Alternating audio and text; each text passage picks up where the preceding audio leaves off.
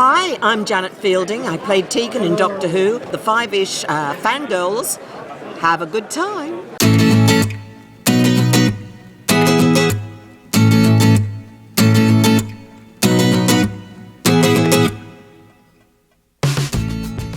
The tangents this week continue all the way to episode 239 of the Five-ish Fangirls podcast. And oh, my feet are tired. Thanks a lot, GenCon. Welcome everyone to this week's episode of the Five-ish Fangirls podcast. So glad you could join us. Let's start off with your group at the virtual table and see who joined us this week. This is Brittany in Bethlehem. This is Holly from Wisconsin. And this is Rachel in Indianapolis, Indiana. Hello. And I'm sitting here realizing, why am I still wearing shoes? And I was used to having Christy kind of, oops, hold on. Yeah. Christy may be hopping on momentarily, so. She usually makes her presence known, though, so. Yeah. Oh, but once again, I've survived GenCon, barely. Ish. But we cannot do a GenCon recap now without our friend and fellow nerd, and in my case, coworker Beth from the Crafty Nerd. Hello. Yay. Hello. Hello. Yeah. I like how it's kind of becoming a GenCon tradition that after GenCon, I get on the podcast. So yeah. I like this tradition. It's fun. As long as we're live. Yep. As long as we're live, can sit upright and speak. Indeed. Yeah, I'm still going. Yeah. I'm just gonna say I am very glad I made an appointment for a massage today because I was hurting after GenCon. So many thanks to my massage therapist Tina. She fixed me up. So if you need a masseuse and you're in the southern Indiana area. Yeah, check out my friend Tina. Under pressure massage. She's good. So we will get to our GenCon recap here really shortly. We just have one piece of news at the moment, and that is a guest announcement for Salt Lake FanX, which is coming up very, very quickly. And at this point, you're really just aiming to try to get into the same room probably for his panel. Because as far as I could tell, like photo ops and everything are already sold out. And I'm jealous. Yeah, but Tom Holland, aka Spider-Man, is coming to Salt Lake FanX. So he is starting to make the convention rounds because he's also going to be, they just announced him at, I forget the name of the convention, but it's a new one in Chicago. That's in mid-late October. And the first year was last year, I think. But then they're doing it again this year. And actually, Brie Larson's going to be there too at that one. But then they announced Tom Holland. But like their photo ops and autographs are already sold out, which, considering what they're charging for them, is crazy. But these are A-list now in the Marvel Cinematic Universe, so it makes sense. But yeah, I am kind of jealous of people that are going to either. So. But you can always stay tuned to social media for either one of those conventions, and sometimes they'll do giveaways. So you can potentially win badge and or maybe an autograph or a photo op or something. So you never know. And apparently I just saw a post from Chrissy. Ming-Na Wen is also going to be at Salt Lake. Oh, nice. Well, she's got some free time on her hands now, so. Yeah. She's currently unemployed.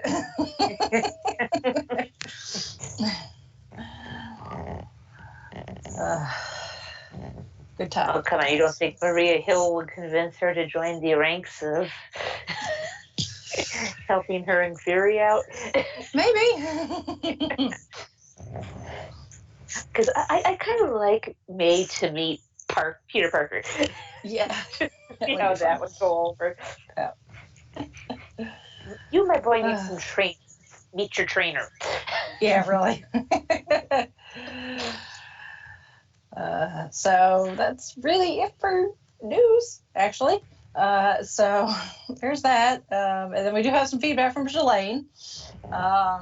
And she touches on a few things that we have talked about in the last few episodes. Because we did mention how Naomi Scott got nominated for her role in Aladdin, but the guy that played Aladdin didn't get nominated. But she said, speaking of Naomi Scott, did you know she's going to be in the new Charlie's Angels movie? Which I did know that. I've seen the trailer. It's okay, I guess. I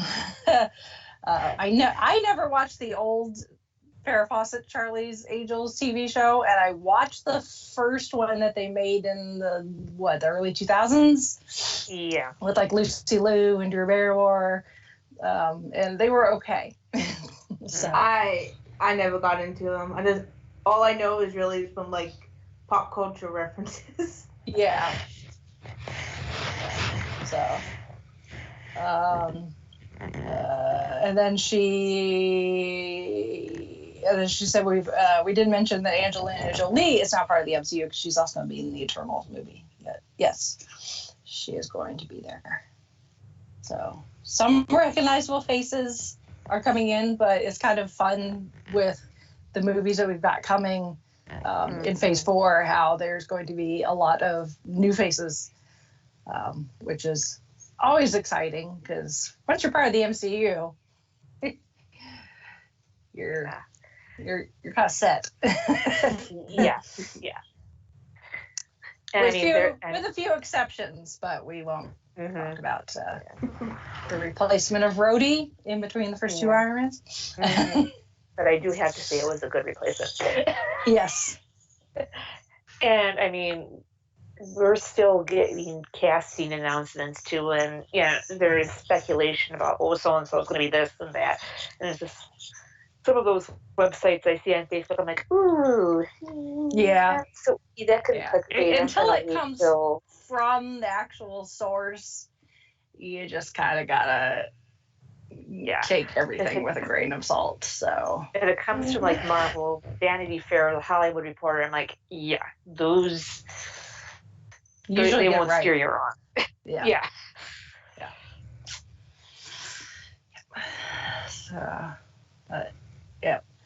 So interesting things coming down the pipeline. So,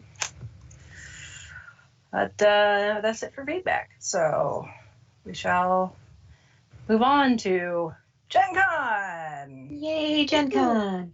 Hey! I say that now because I'm sitting at home, not surrounded by 50,000 people. Oh, 70,000. 70,000. Yeah. 70,000. Yeah. Yep, 70,000 people. That was the official note. Wow. That was the official number that we got from Stacia Kirby, the press lady. Yeah. Yeah. I think let me pull it up. It was like 70,000 people. 70,000 people. 19,000 ticketed events and 538 exhibitors. Wow. Crazy. Wow. Yeah. That is crazy. Yeah.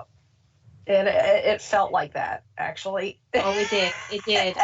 My introvert self needed to just go hide a couple of times because I'm like, there's too many people and I can't do this. Yeah.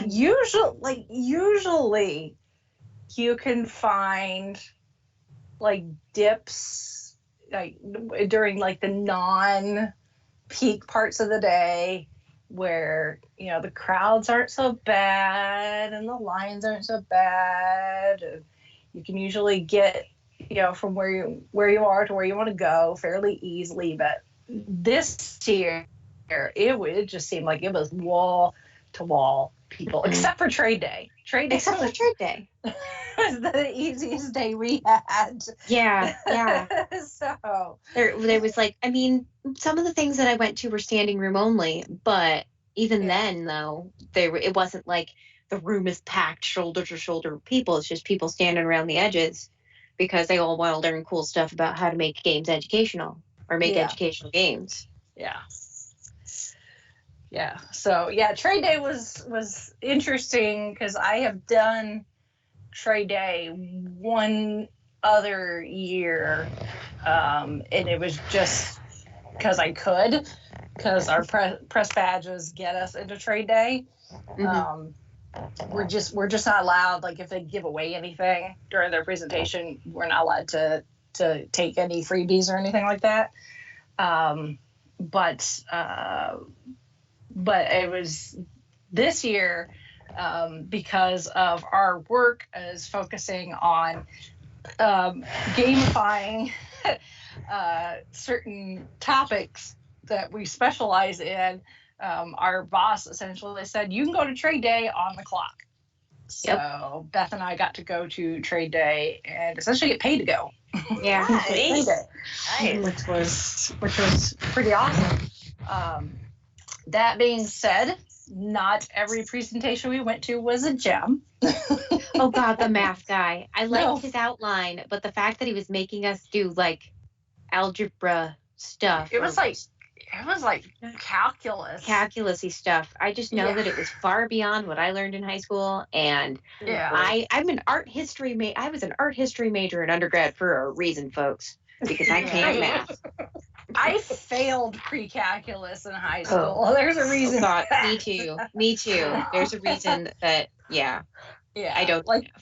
Yeah, like the very first presentation I went to was really great. It was 2 hours, but it didn't feel like it. And it was these two guys, they're brothers. And one has got experience in like the private business sector, and the other's got experience in education. And they both are really, I don't know what the proper terminology would be, but essentially in both of their careers, they have been able to essentially be puzzle makers, and be able to come up with different types of puzzle quests and for their respective industries. So they were given a presentation on how to create essentially a puzzle quest. And they were very enthusiastic about it. And actually, these guys ended up being the people that GenCon also used to create the puzzle quest for the official puzzle quest for GenCon. So if you went to the program, there was a puzzle that you started with, and then you used it. And they had different puzzles throughout the convention center. You would solve those 12 and then take those answers, take them back to them. They had a booth in one of the hallways, and you would go to them. They would check your answers. And from there, they had other puzzle packets you could get from them for generic tickets. And if you solved, you didn't have to do those, but if you did, it gave you more of the stories. There's this whole story about this person attending GenCon, and they stumble across this hidden secret society that is out to no good, and you got to stop. And this, I guess you as this person, you got to follow their footsteps and figure out how they stopped this evil society from destroying the world or something. I'm not entirely sure, but if you got the extra puzzle packets from them, plus the puzzles that you already solved for free in the convention center, then all of that combined into one big meta puzzle, and that would be like the granddaddy puzzle to to solve. And you could do it, on your own or with groups. They made it so that you could do it take as much time as you would like. As this, if you wanted to win, you had to be finished by a certain time on Sunday, the last day of the convention. And I don't know if there was a prize or something for anyone that solved the entire thing.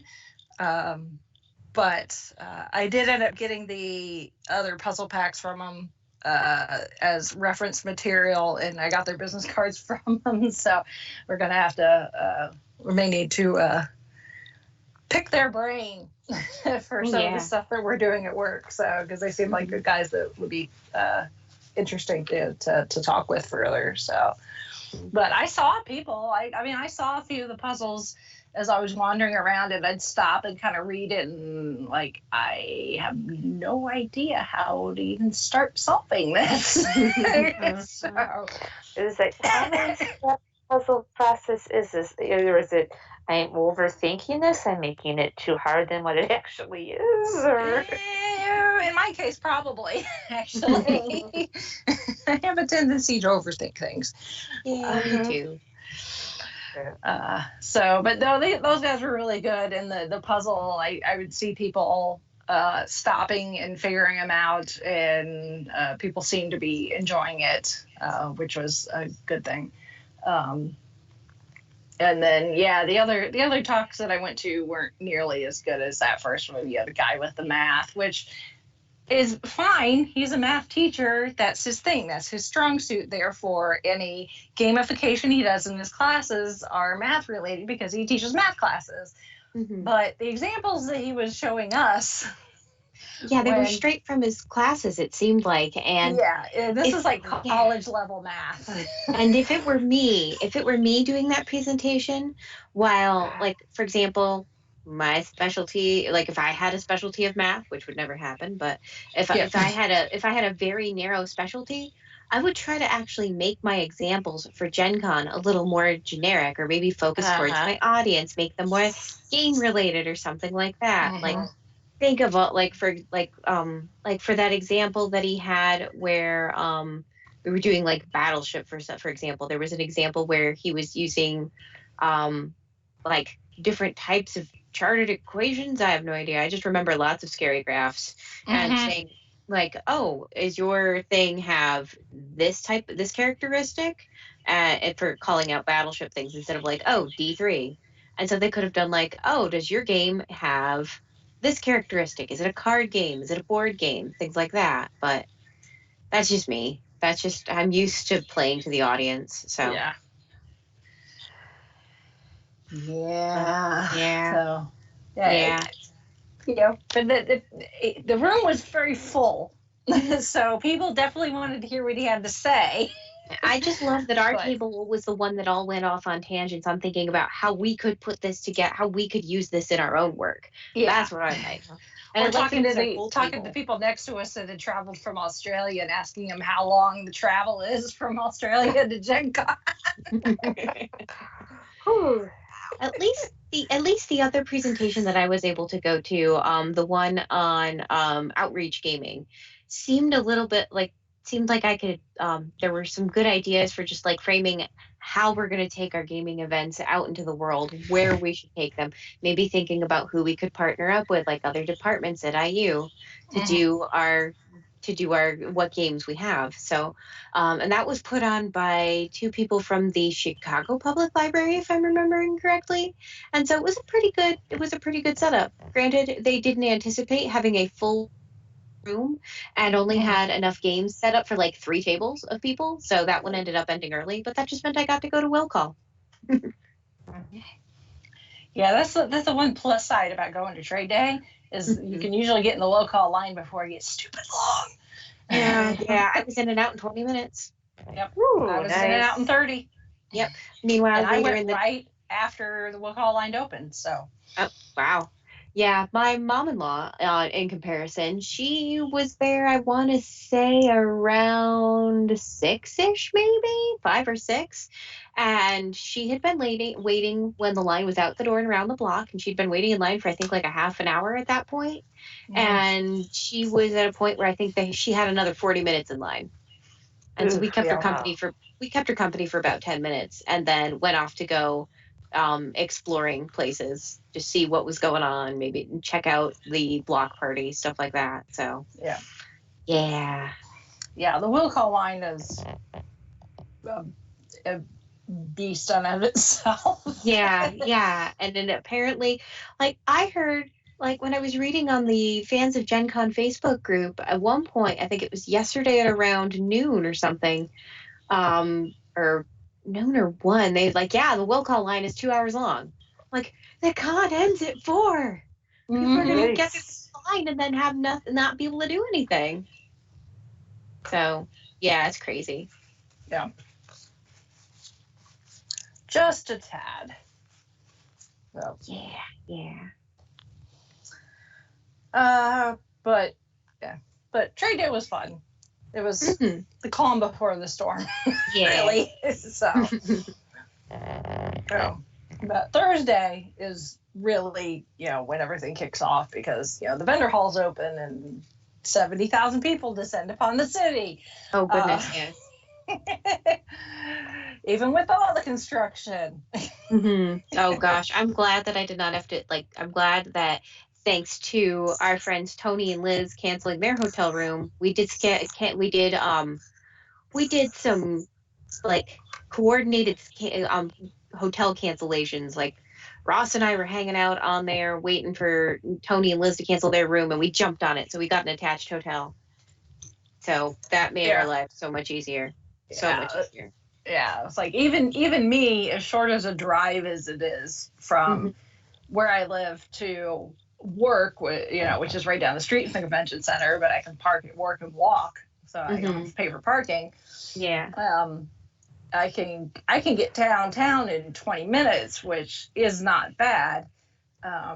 But for some reason, the city decided that one of the biggest events in the entire city that brings in, 70,000 plus people, and brings in like $50 million for the city every year and stuff like that, that this would be a good weekend to have the main interstate that goes from the airport to downtown to be closed. Yeah. Oh my goodness. Somebody was not thinking when they did that planning.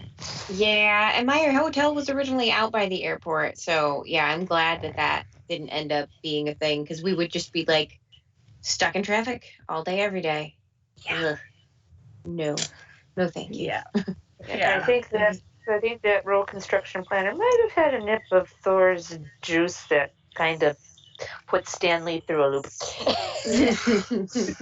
I have no idea. Sure, why not? Let's do that. That sounds good. Yeah, it was just bad planning on the city's part. Yeah, I mean, I heard people say, "Oh, it's because of the weather," and I know we've had some stupid rain, but they could have maybe held it off a week or something. Yeah, rescheduled it. Yeah. So thankfully, it did not affect me any. Yeah, but same here. I'm glad it didn't affect me either. But yeah, I was when we were crossing over the even just crossing over the skywalks and looking at the ridiculous traffic, especially during rush hour, it was just bumper to bumper all the way up and down Maryland Street. Yeah, Maryland Street. It was ridiculous. Absolutely crazy. I mean, it's crazy traffic anyway, because I mean, you've got trade day, which is Wednesday, so that's a work day. So downtown is essentially open for all the other businesses too. And then the actual convention Thursday and Friday, which are also work days. Yeah. So you've got the people working downtown trying to do their thing. And then both Friday night and Saturday night and Sunday afternoon, there were Indians games at the baseball field, which is literally right across the street from the convention center. Yeah, that's right. I actually saw fireworks from one of those games. It was actually kind of cool. But yeah. So there was baseball traffic. And GenCon traffic and regular traffic and just craziness. Yes. That sounds not fun. Yeah. So what are you here in town for? Take your pick. What are you not in town for? Really. Yeah. Pretty much. Yeah. So it's like, as much as we complain, though, the way that Indianapolis is laid out, though, it's still the ideal location for an event like this because of the centralized location. When the interstates are open, we have lots of major interstates that overlap downtown. So you've got people that can come from other major cities really quickly. I mean, you can get from Chicago to here in like 5 hours, from Cincinnati in 2, from like Columbus in 3, and from like Louisville in like a little over 2. So. Yeah, and with all the connected hotels and everything, and even just hotels nearby, yeah, I think that's just that works out. I can't really see Gen Con moving out of Indy anytime soon. Yeah, we've got the convention center plus all the hotels plus now Lucas Oil Stadium they're utilizing. So, and you can almost get to any Gen Con event without having to go outside. Exactly. It was wonderful on Friday when I was wearing my Starfleet uniform as Jadzia Dax to not have to go outside unless absolutely necessary. Because that sucker was polyester. I mean, it wasn't as bad as the outfit I wore on Thursday when I did President Roslin from Battlestar Galactica. And that suit coat was felt like it was made out of 3 layers of heat-retaining sadness. I lasted maybe an hour in that costume before I went back to my room and changed into a t-shirt and a kilt. Yeah. Don't blame you. Yeah. So Thursday for me, because I've not been doing Gen Con nearly as long as some other people, so this is my 3rd or 4th year, I think, of doing Gen Con. So I'm finally figuring out this whole Gen Con thing and how to schedule myself and figure out things so that I'm not running around like a mad woman. So this year, between what was available on the schedule as far as events and what companies I got emails from leading up to it saying, hey, we're going to be at this booth, come by, play these games that we're going to be showing, blah, blah, blah. My Thursday was actually fairly light, which was nice. So I finally did a actual ticketed game event. Granted, it was a free event, but still. So I played Thanos Rising Avengers Infinity War, which is a game by USA Hopley. And it's a cooperative dice and card game.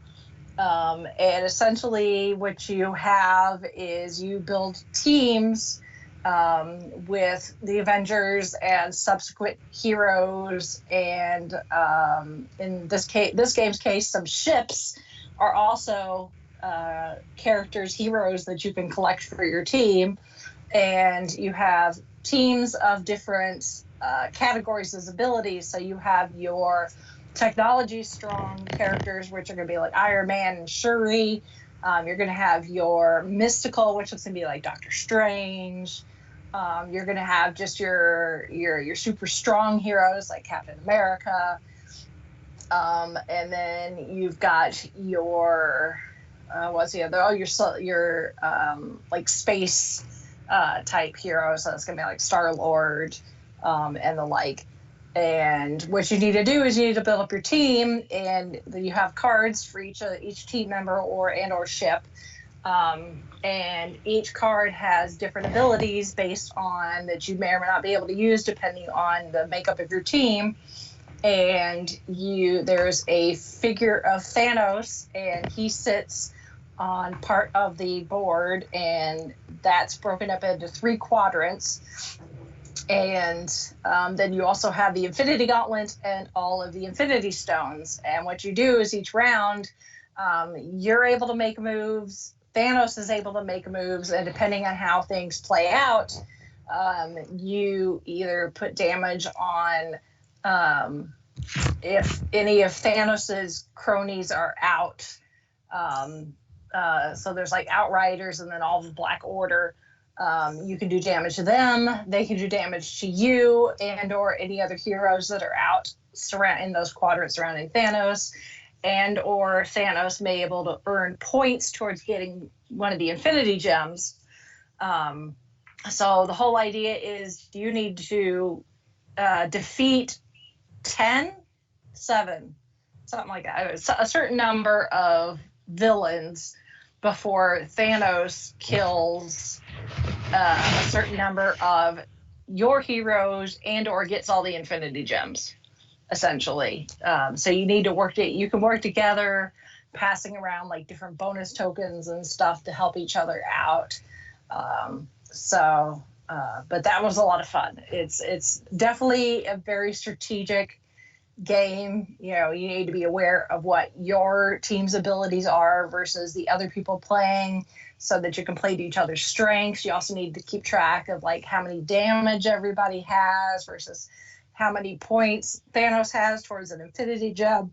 So it's wild, but it's a very cool looking game, especially if you're a fan of the MCU, because it's completely fully licensed. So all the character cards and the figurine of Thanos all look like they just came straight out of Infinity War. It is Infinity War, so anything in Endgame hasn't happened yet as far as this game is concerned. But it was really cool. So it's an expensive game. It's like $50, but it's a really nice game. It's a really nice looking game, and it considering all the pieces, parts. Posted, it looks awesome. Yeah. I see it at walk all the time. Like, I need that. Yeah, it's a really really cool game. It's probably fun regardless of who you play with, but it's probably more fun if you play with other Marvel fans. So because then you get people that are like, oh, that's my favorite character, so they may be trying to go for certain characters just because they happen to be their favorite. Like I got Doctor Strange; he was the leader of my team. So, what? I developed a nice little team around Doctor Strange, and I was very happy. So that was like the one official event game that I played. And then I did do a press stop at the Games by Bicycle booth. And yes, bicycle as in bicycle cards. They go to anybody's junk drawer in their kitchen, and they probably have, with all the miscellaneous rubber bands and pens missing caps, they probably have a deck of playing cards, and it's probably made by Bicycle. It's that company. I have one signed from YouTuber. Yeah. But they were beyond having decks of cards available. They were also showing off 3 of their games, which was Shuffle Grand Prix, which I did play around a short game of it with actually the game designer. He was there. Apparently this game, they debuted it last year, but it wasn't actually available for purchase at the time, but it is available now. And some people were very excited. There were people kept coming up to the I can't remember his name, but the guy that designed the game going, they had a tournament for it last year, so they were able to play the game, but they couldn't. It wasn't available for purchase. But a couple of people came up to him and were like, "Yeah, I played it last year, and I finally got my copy once it was available for purchase. Will you sign my box? I did not know that was a thing that people do, but apparently that is a thing that people do. They will have game designers sign their packaging for games." So that was kind of cool.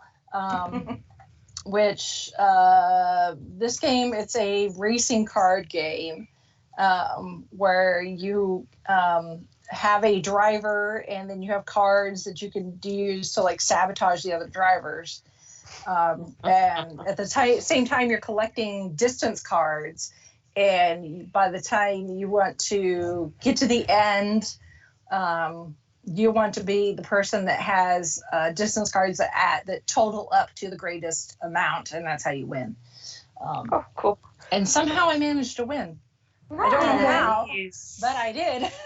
Do they have any cards that initiate a big wreck, I'm thinking NASCAR with Daytona, or no? Not so much. It's more like Mario Kart, where cool. you could do things like I can't remember. Banana peel, not quite, but kind of.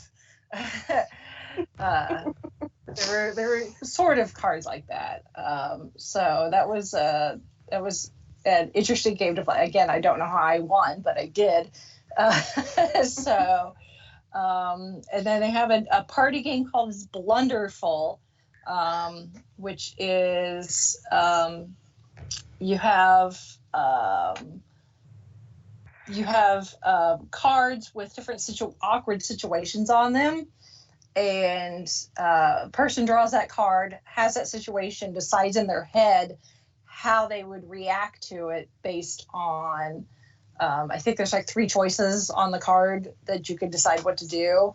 And then everybody else bets on what they think your answer is going to be. And if they're right, they get points. If not, I think they lose points. But eventually, the whole point is you want to be the first person to get to 100 points. And that's how you win the game. Which it's not offensive like some others, like Cards Against Humanity, but it is considered 17 and up, just based on some of the subject matter. And then the other game, which isn't available yet, doesn't come out till October, is Tattoo Stories, which I posted a picture of my completed drawing on our Instagram if you go to it. But Brooke, who is their person, their rep that I had the appointment with, I sat down and played with her. It was just the 2 of us, so it was nostalgia 1-on-1. But the idea is you get a number of cards with different things on them. Like I had Tombstone, the 90s, childhood cartoons, Santa Claus, and a mummy. And essentially you have to work with the other. If you were playing with multiple people, you'd have multiple people with these little whiteboards, and one person would be like the client, and you would take those cards and come up with a tattoo design based around those cards. And what you do is you ask the person questions to try and design the best tattoo for them, but you're not allowed to erase anything. So once you start drawing, if you decide you don't like it, too bad, because tattoos are permanent. There's no erasing. Right. So since it was just the 2 of us, I automatically won, I guess, because I wasn't playing against anybody else. But you can see like I said, you can see the picture on our Instagram. But it's a grave site with a mummy wearing a Santa hat. And instead of just a traditional tombstone, it also has you go to some cemeteries and the tombstones will have carvings of like an angel or maybe a cross or something like that. In this case, it's a Beanie Baby.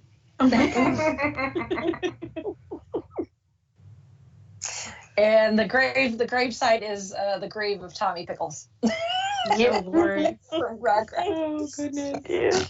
I'm just like, what cards did she pull? There's a story behind them. Yep. I called the tattoo the night before Christmas when Tommy Pickles died. Which the game designer for that one, Eric, was there too. And he actually responded on Twitter back to the picture saying, "This got dark really fast. I love it." Nice. This escalated quickly.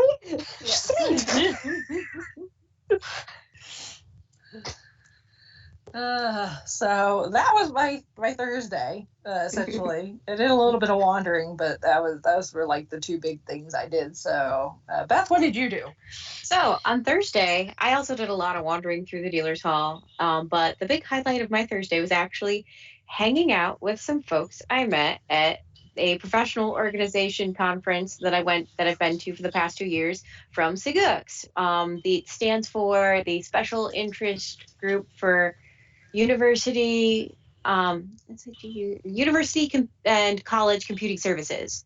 So there's a bunch of nerds in SIGUX, and it's great. And so I met up with Sean, Ella, and Alexa and assorted spouses, and we hung out in the game library for a chunk of Thursday. Getting all my days mixed up. I'll just kind of blend it together. Mm-hmm. But we played a few rounds of Eleminies, which is a game that I think Alexa's husband, was the one who described it as kind of like rock, paper, scissors, lizard, Spock, but brutal. And What's funny is though it's got these cutesy little characters on all of their cards. Like it's so you have the goal of the game is to have like all 5 elements in your hand: rock, water, air, fire, and plants. And they're these cute little animated characters, all big eyes and smiles and stuff. But so how the game plays though is you have to have all 5 elements in your hand to win, but you can only have a total of 5 cards in your hand. So if you get close to winning, say for example, you've got rock, water, air, and fire, and you need a plant, somebody can play another fire on you. So when you draw a card, you can either choose to play it on your own deck or play it against somebody else. And so it's the way it's set up is each element that you can draw can replace 2 other types of elements. So, like, for example, if I remember correctly, like rock can replace, I think rock, let me pull it up actually real quick here. Yeah, I just checked it out actually a little while ago while I was like prepping for all of this fun stuff. But, so like, oh, where did it go? But, so on some cards, for example, let me pull. So like, for example, rock. Rock can be used to knock out fire or plants, or a plant can be used to knock out air or water. And so you can knock other people's cards out of their hand or just to add to their hand and be like, oh, you're stuck with 2 plants. Now you can't win until you get rid of one of these. And there's also a couple of There's a wild card called the Star, which can be used to not either replace any element. So you could have water, rock, fire, plant, and a star. Or you can use it to knock out an element if you've got 2 of one. And then there's also the trash, which the trash element, if you play that on somebody, they can't get rid of it unless they have a star. And then there's also things for like swapping cards from somebody, moving a card from somebody else to somebody else. But yeah, people can get pretty nasty to each other while you're playing. Like people can be pretty nasty while trying to be the first to get all 5 of these elements. Like we were constantly like looking around like, ooh, who can I screw up the most with this card? And it was a lot of fun. It was just like after we like the first round we played, I think just we had a bad shuffle and somebody won really quickly and there wasn't much drama, I guess, so to speak. But yeah, the next couple of rounds, yeah, we were just like after getting into it and having a couple of turns, we're like, wow, this can be brutal. Yeah, this is rough. Oh, we just destroyed somebody by giving them all rocks and a trash. Great. So, but kind of spoons with the twist. Yeah, exactly. Yeah, and so it was a lot of fun, but yeah, that one's kind of brutal, but that's one I might buy for myself at some point because it's a fun game that pretty much anybody can pick up and play. It's for all ages. Maybe not babies because Alexa and Ella had their baby girls there, and I think it was Ella's baby girl, Leia, just kept grabbing the deck and trying to spill it all over the place. So maybe not babies, but like, yeah, most ages would have fun with this. But yeah, aside from that, we also just hung out in the game library for a bit and just caught up. And it was actually pretty quiet in our corner over there. So for like a $2 or $4 ticket to the game library, if you just need a quiet place to chill out where you know you can get a table, that's actually not too bad of a place to go. And you were in Lucas Oil. It's the only game I'm ever going to play on a football turf. Yeah, because we were at Lucas Oil Stadium. So cool. Yeah. But aside from that, I wandered through the dealer's hall quite a bit, as much as my feet could handle anyway, and checked out a bunch of games. One of the games I ended up buying on Saturday, simply because of the show it came from, was the Battlestar Galactica spaceship battles game, because I love Battlestar Galactica, and the little mini spaceships that you get for the playing pieces, they're ridiculously detailed. So I figured, cool. Even if Ross and I don't end up like figuring out the game or liking it very much, we've at least got a whole bunch of little spaceship minis we can put around the house. But but yeah. Now, and is this old school Galactica or the newer remake? one, the 2004 remake. So but you can actually it's advertised with the newer ones, but apparently there are pieces out there and cards and stuff, so you can play classic Galactica too. So you can do both, which is pretty neat. But I also felt compelled to buy it because I was dressed up as a character from the show that day. I was dressed up as President Roslyn. That was part of my hour as Roslyn. And it actually worked out really well that my friend Liz ran into me while I was still in Roslyn gear because she was dressed up in Battlestar Galactica fatigues. So I'm like, good, you ran into me before I gave up on this costume. Great, let's get pictures. And now I'm going to just get rid of this coat because, I mean, it was the cheapest cosplay I think I've ever done. It was $12 total, I think, not even, because I got the suit coat and the pants from Goodwill. But yeah, no, it was super toasty. But I guess I've got a suit coat now, so there's that. There you go. Yeah, but yeah, so I picked up the Battlestar Galactica game. I picked up the Trapper Keeper game, which I saw in a media email, like one of the press emails that they were sending out to everybody. And I was like kind of curious about it. And then when I saw it, like, oh, they have it in pink with a unicorn on the front. I have to get this. Yeah, So, that's the same company that does the. They have the Trapper Keeper game. They have the Bob Ross game. It's the Bob Ross game. I need to try that out at some point too. Yeah, and then they also have one themed around Kenny G. But, and then there's and then now they've got a board game version of Carpool Karaoke with. Yeah, I don't know how that. I don't know how Carpool Karaoke would work as a card game, but I guess it works. It must work enough for them to make it into a game. But yeah. I think it's some- more about making people sing and embarrass themselves. Yeah, that makes sense. That makes sense. But yeah, so wandered around the dealer's hall, found a lot. It seemed like it was pretty packed this year too. Like there was just so much stuff to look at that. Yeah. I mean, I didn't even get through it all. I mean, I have friends who just methodically went through it every day to go through, make sure they went through each part of it by the end of the con. But I didn't get through hardly. Like I think I got through maybe a third to maybe half of it, maybe. Yeah. But yeah, I also got some nerdy tea stuff, which it sounds ridiculous, but I got a fancy. I ended up picking up a D20 tea bag holder from Dryad Teas, which is one of my favorite places. They have a lot of like nerdy fandom teas, and they make good stuff. I haven't tried any of mine yet, but it smells really good. So. Yeah. But I think all the ones I picked up have caffeine in them, so I'm not going to be trying them at this point. Yeah, no, it's a little too late for caffeine. Definitely a little too late for caffeine, but maybe tomorrow morning. Who knows? Yeah. But that was pretty much my Thursday. It was just mostly hanging out, playing games.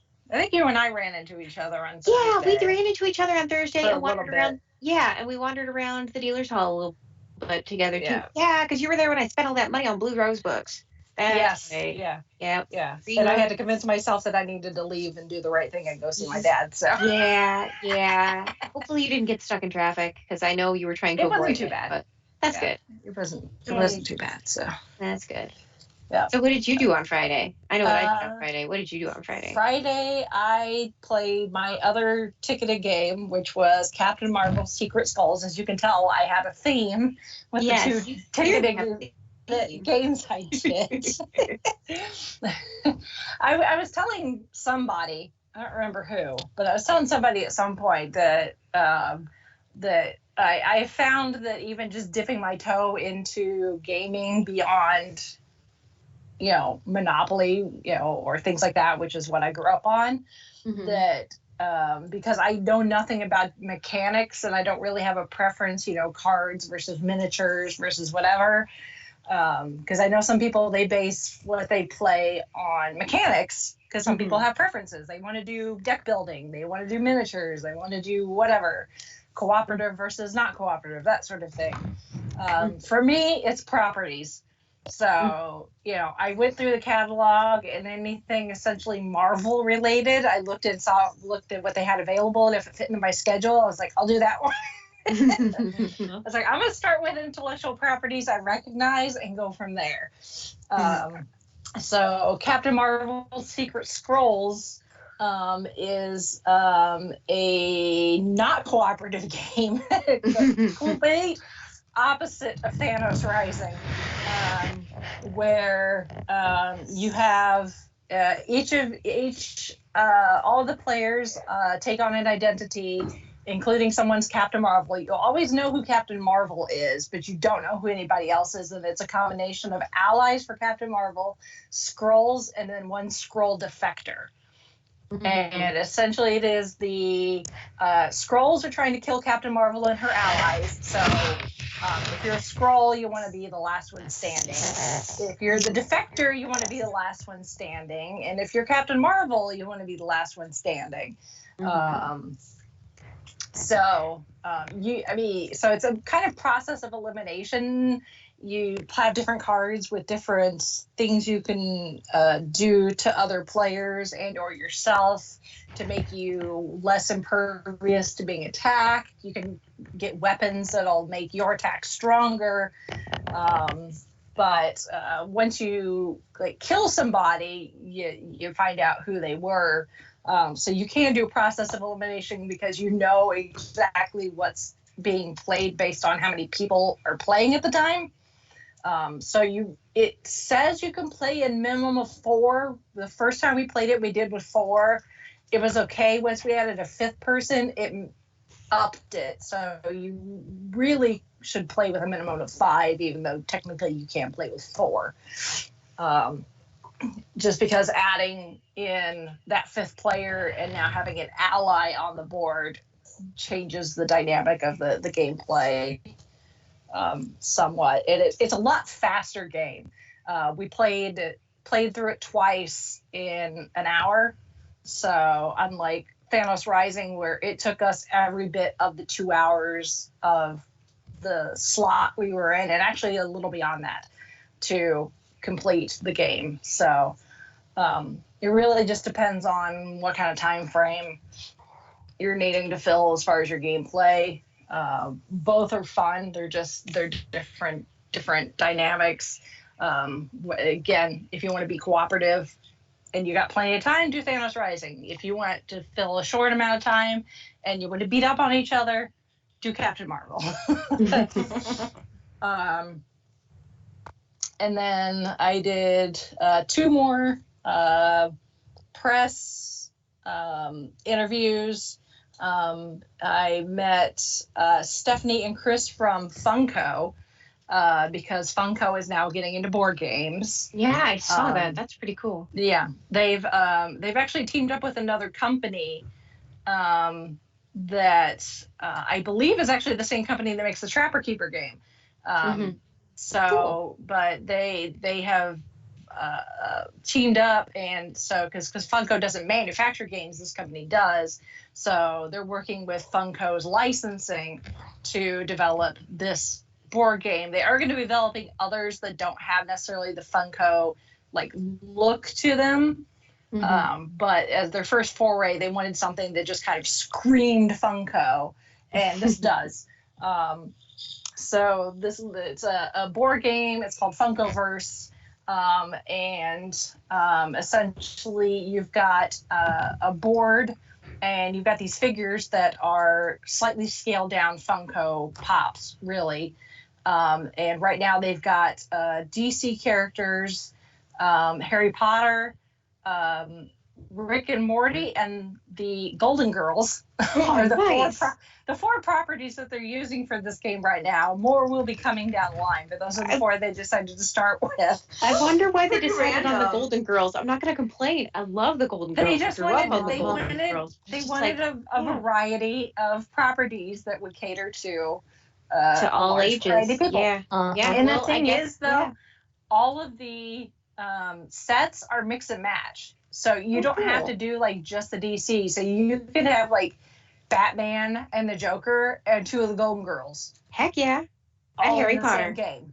And Harry Potter. Yeah. Depending on how many people are playing, how many characters you need based on how many people you're playing with. Yeah. So yeah, you could have Batman, the Joker, Harry Potter, Voldemort, and 2 of the Golden Girls, all on the same board.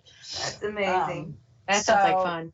Yeah, but it's essentially, depending on what you want to play, there's a basic points game that you can play where you travel around the board. Each character has different abilities to either defend where they are on the board and or attack another character on the board. But you run around trying to collect these tokens, and you get so many tokens and you win. There's a capture the flag element that you can play as well. So it just kind of depends on how you want to, what mechanics you want to play, because the capture the flag is more, I guess your team characters need to work together as opposed to independently.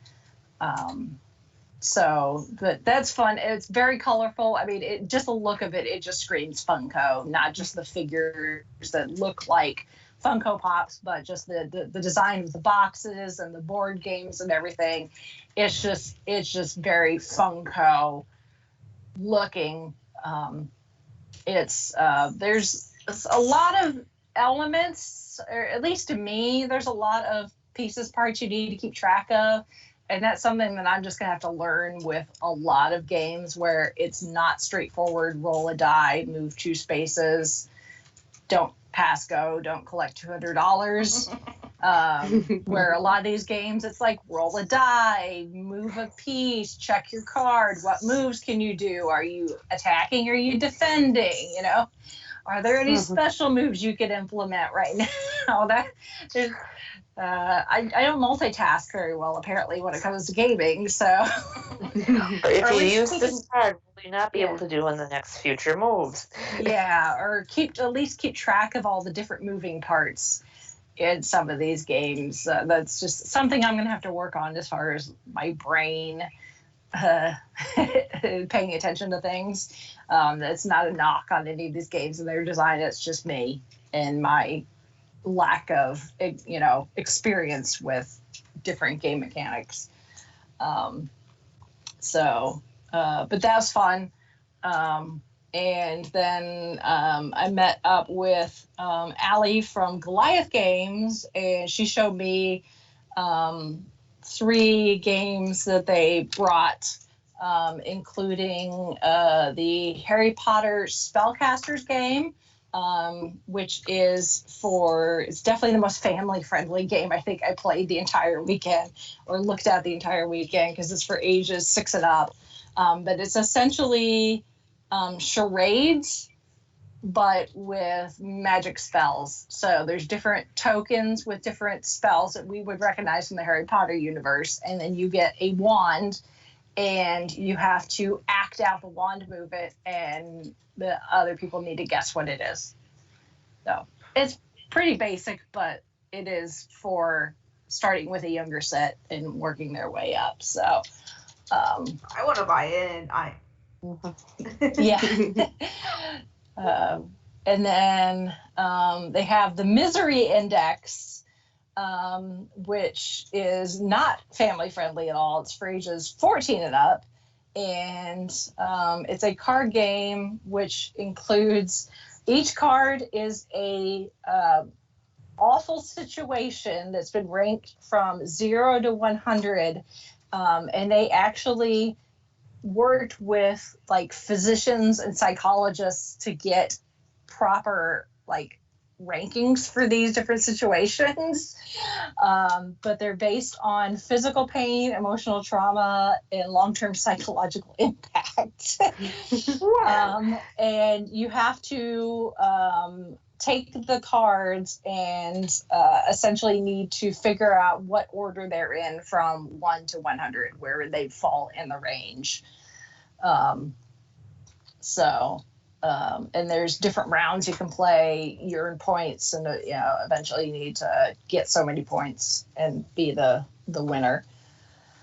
And then the other one is called May Cause Side Effects, and it's kind of like charades, except you can talk. But you draw a card with different words or phrases that you have to act out and to get the other people to guess. But while you're acting out whatever the word or phrase is, you draw these other cards that have weird side effects that you also have to include in your acting out. of the word or phrase. So like when I did it, one of the first words that I drew was pawn, like a pawn, like in chess. But while having them guess that word, I had to be running around the table and breathing heavily like I'm wearing a oxygen mask. Which those two actually work together well because I was breathing heavily from running around the table. So the mental image in my head right now. I'm sorry. Yeah.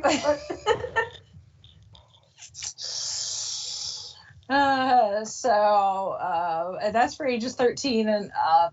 It definitely be fun with the right group of people. You definitely need to actually be prepared to be physically active. If you've got a group of people that are of age, I imagine this would be really fun once alcohol got involved. Oh my goodness. Your fun drinking game actually might be a little dangerous, but yes. Hey. Please play responsibly. And then that was my Friday, actually. So again, I kept it. It wasn't really full as far as stuff on the schedule, which is nice. So, what about you, Beth?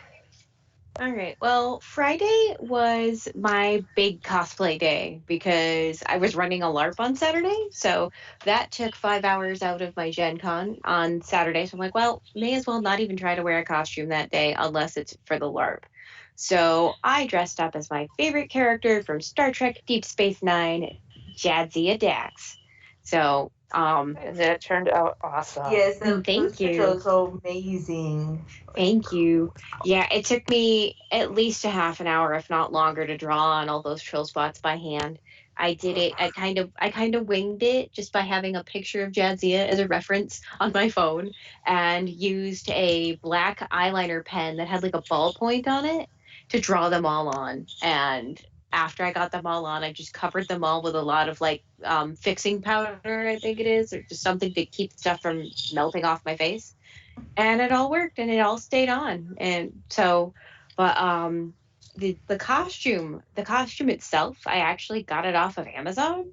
The fun story behind the costume is it is actually an original and official Star Trek Deep Space Nine costume from 1994. Like wow. This thing, yeah, this costume is 25 years old. Like the ranking pip instructions for the ranking pips that came with it, which were iron-ons, which I didn't end up using because I had my own rank pips from another costume. But they said they gave instructions for Commander Sisko. Like he wasn't even captain yet when this costume was made. And I totally saved the packaging for this one because I'm like, yeah, this is great. Yeah, this is a collector's item. Although I got it in a size bigger than I thought I would need because I'm like, okay, the last time I bought a Star Trek costume that was made by Ruby's, that's the company that made the one I bought. Last time I bought one, I bought it in a medium, and it didn't really fit very well because I'm a little gifted up top. We'll just put it at that.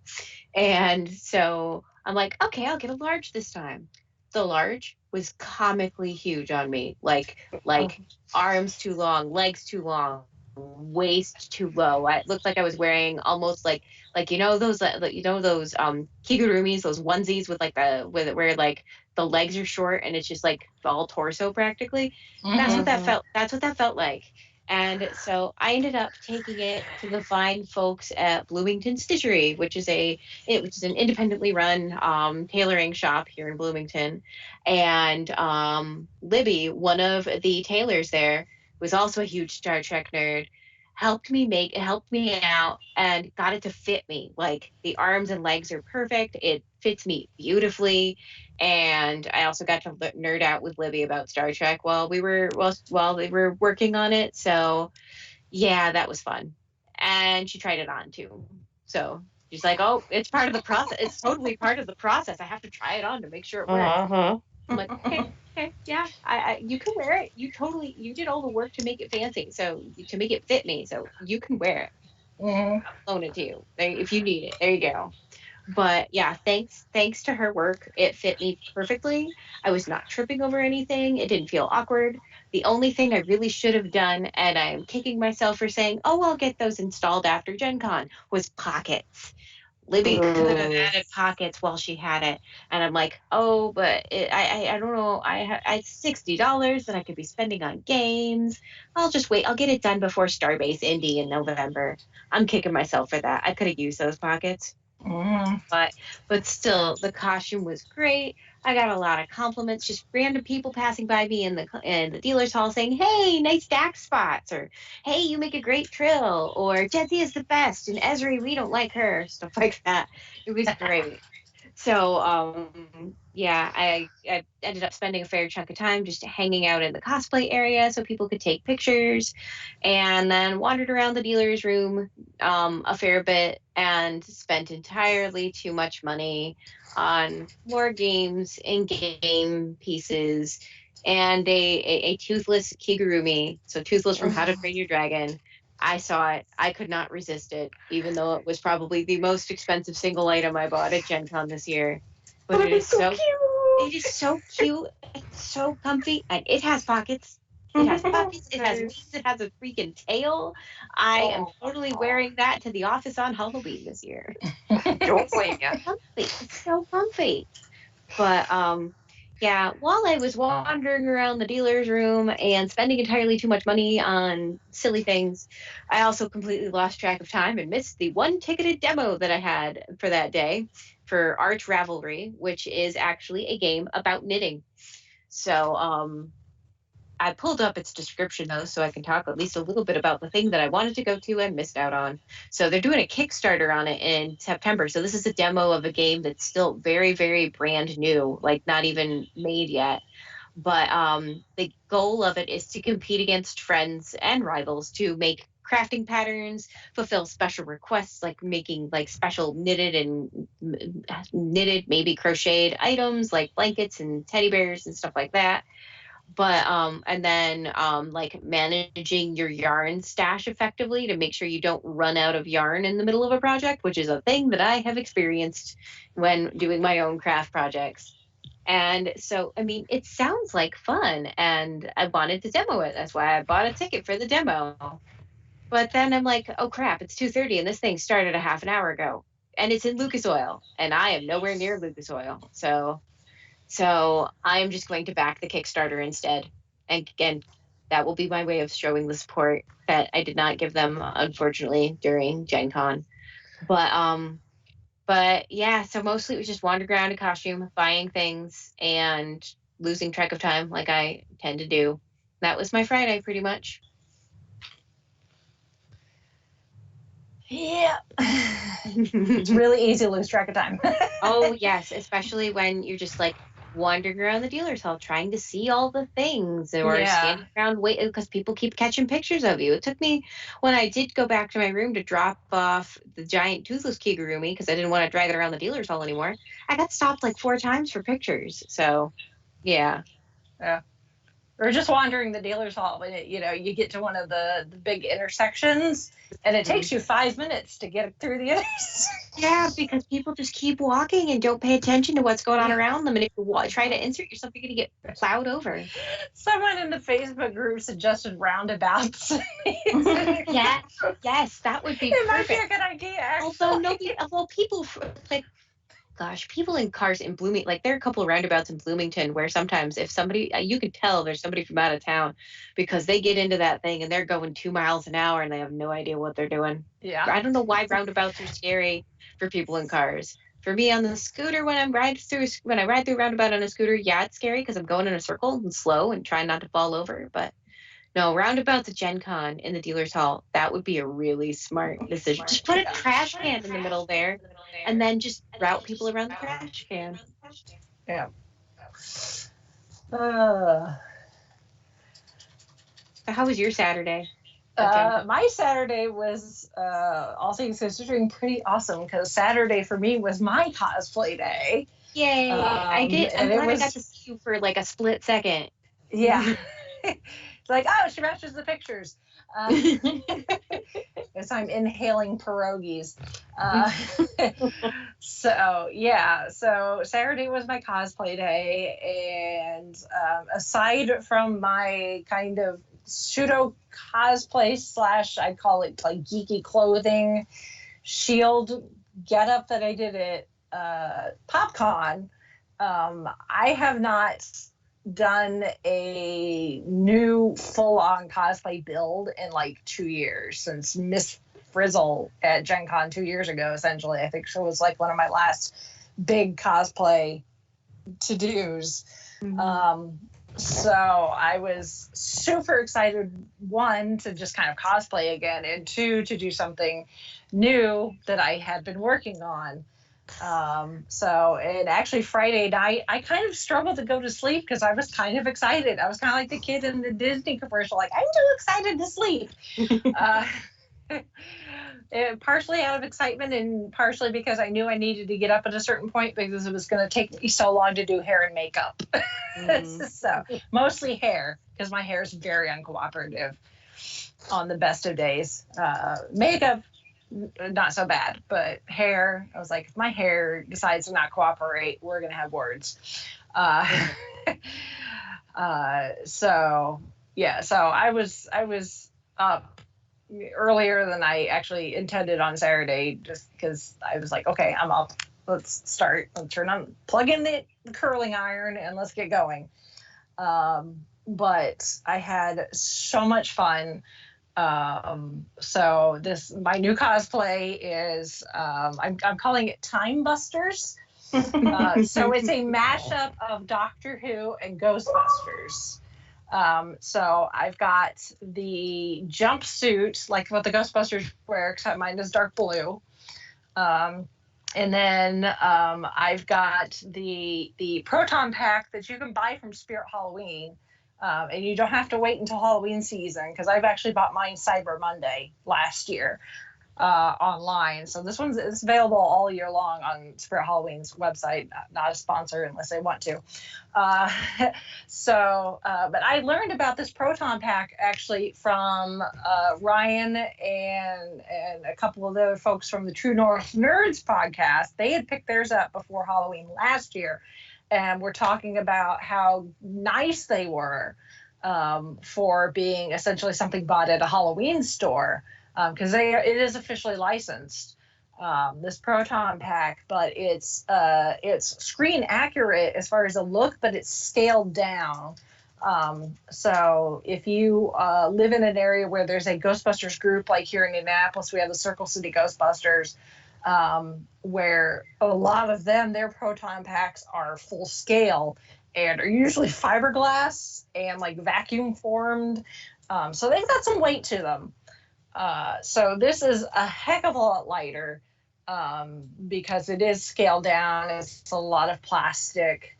But what I did to it is, it has taken me several weeks to do it, is I peeled off all the stickers that were on it. I sanded the sucker down to rough it up for painting, and then I painted this thing TARDIS blue and have added a whole bunch of new decals that are all Doctor Who related.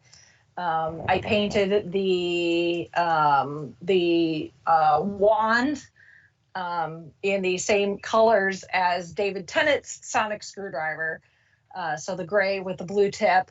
And I've got patches on the jumpsuit instead of the circle with the line through it with the ghost. Mine has a Cyberman.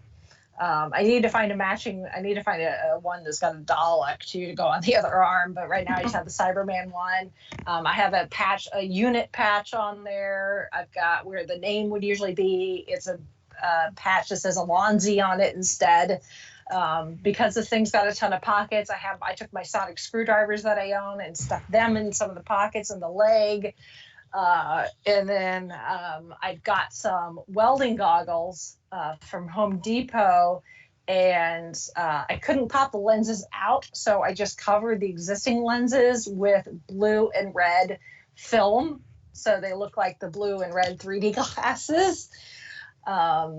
And wore those on my head, and then my hair and makeup was actually inspired by Kate McKinnon's character in Ghostbusters Answer the Call. So I have a combination of Doctor Who, some kind of 10th Doctor-ish, multiple Doctors kind of combined together, plus the 80s Ghostbusters, plus the new Ghostbusters, the female-led Ghostbusters.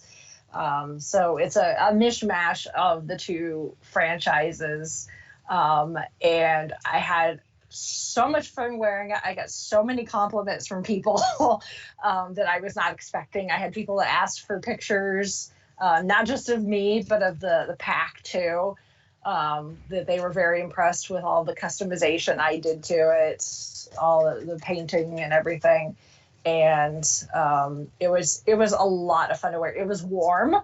I knew that going into it though. I was like, I'm wearing this suit that I'm not entirely sure what it's made out of, but it's not cool. Same thing that like car mechanics wear. It's pants, it's long sleeves. I rolled up the sleeves. I kept it unzipped for the most part, so that I wasn't completely melting.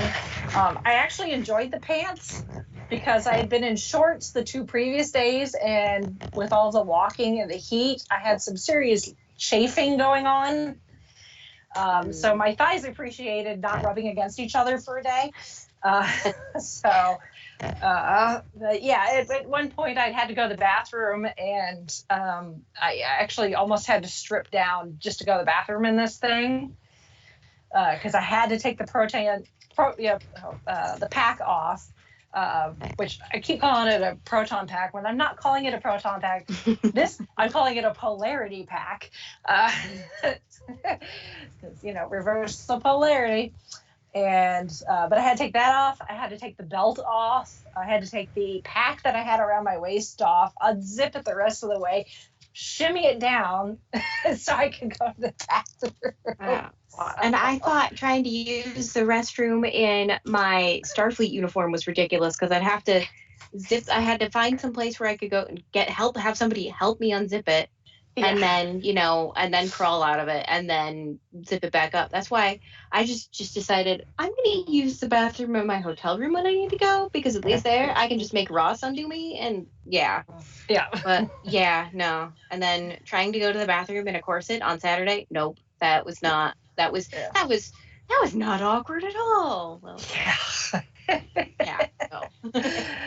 So once I shimmied down to a certain point where completed my business in the bathroom, I actually had some time to kill before I had a photo shoot with a area cosplay photographer. So I ended up going to the room where we were going to be doing the shoot, and kept the jumpsuit down by my waist, took the arms and tied them around my waist, and threw everything else on the chair and stretched out on the chairs, and just took some weight off my feet and my back and cooled off for like 30 minutes. So it was actually quite nice. But then I had to put a bell back on for the photo shoot, and then I just kept it on.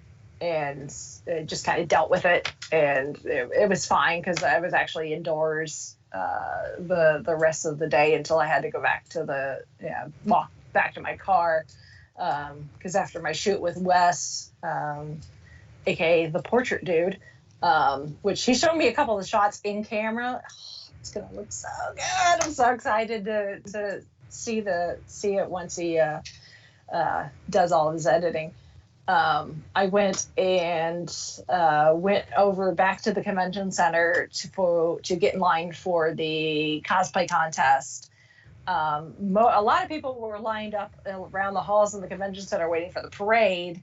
But unfortunately, if you want a good seat, first of all, they've made the cosplay contest a ticketed event. It's a free ticketed event, but it's a ticketed event. So you need to get a ticket for it.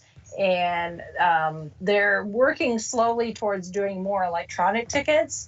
So those are just tied to your badge. Your badge has got a barcode on it. So they just scan my badge, see that I've got a ticket for the cosplay contest.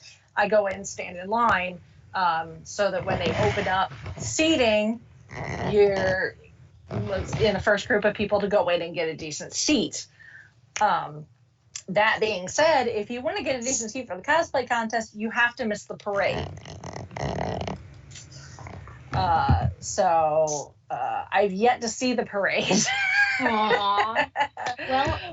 Well, I personally didn't get lots of pictures of the parade, but Ross got pictures of the parade. I told him it is his job as the Crafty Nerd husband to go get pictures of the costume parade while I was stuck in a LARP. So once I get that post up, I'll send them to you.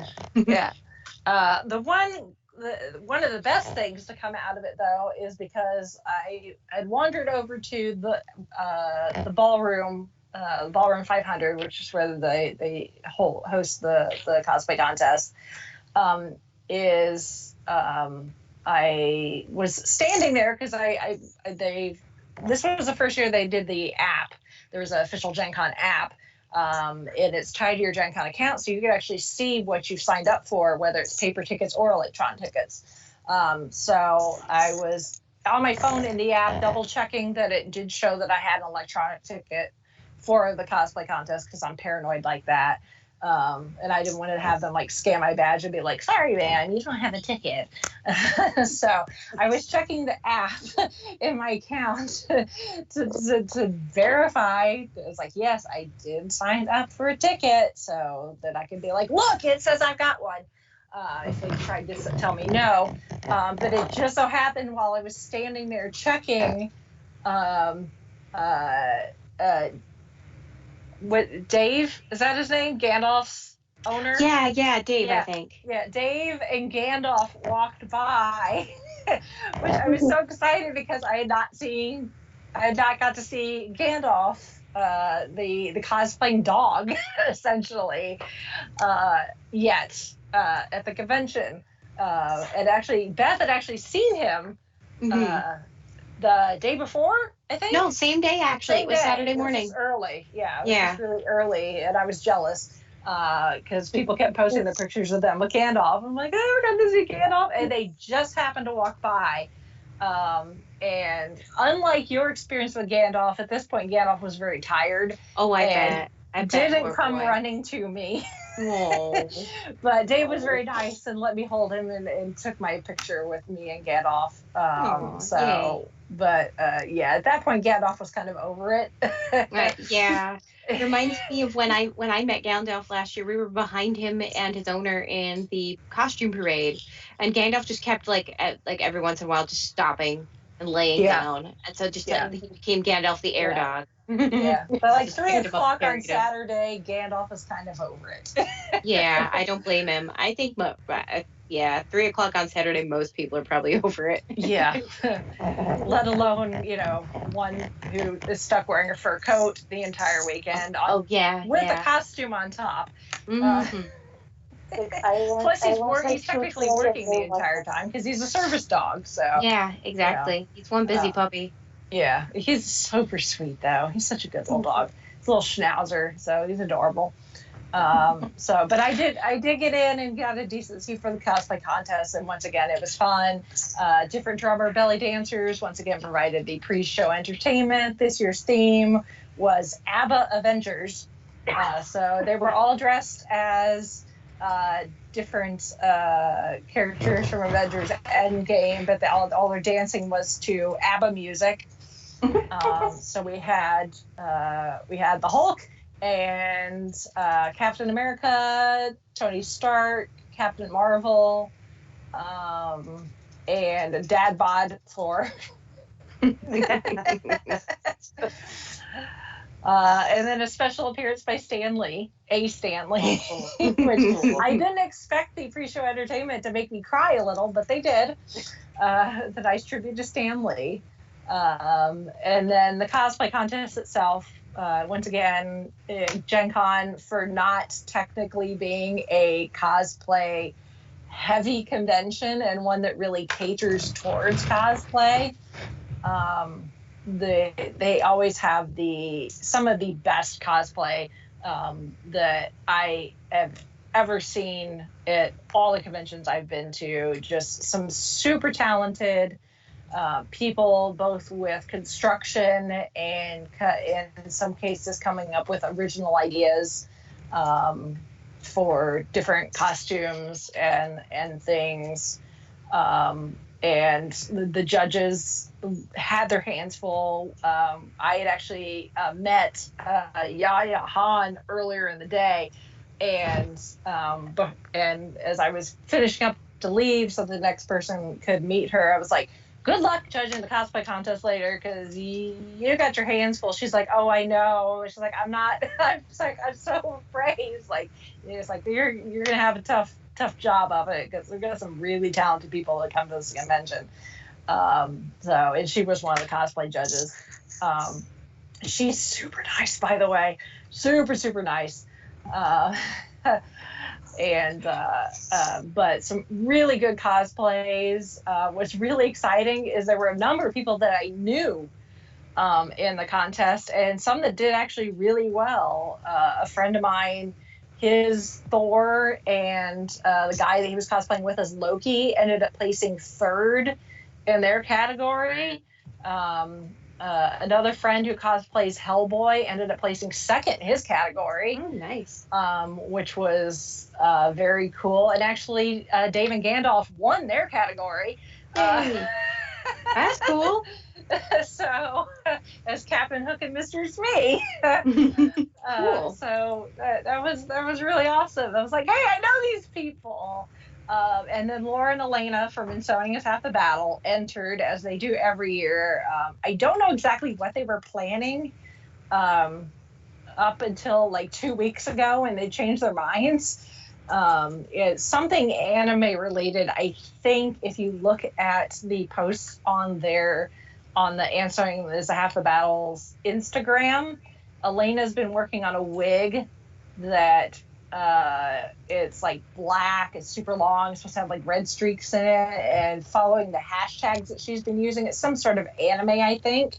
Mm-hmm. And I'm guessing that's what they were going to do before Laura said that they realized they were not going to have them finish in time.